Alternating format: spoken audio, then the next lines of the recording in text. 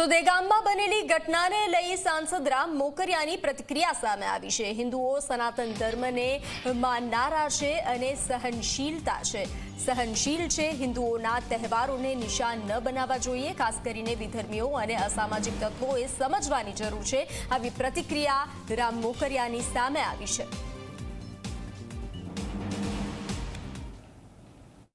બાબતે મારે એવું કહેવાનું છે કે આ માતાજીનો તહેવાર છે, હિન્દુ લોકોનો તહેવાર છે અને હિન્દુ ખૂબ જ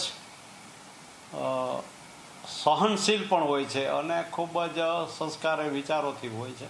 પણ અમુક વિધર્મીઓ છે એને ઉશ્કેરવા માટે કે કોઈ પણ બહાનું કરી અને ઝઘડો કરવા તત્પર હોય છે।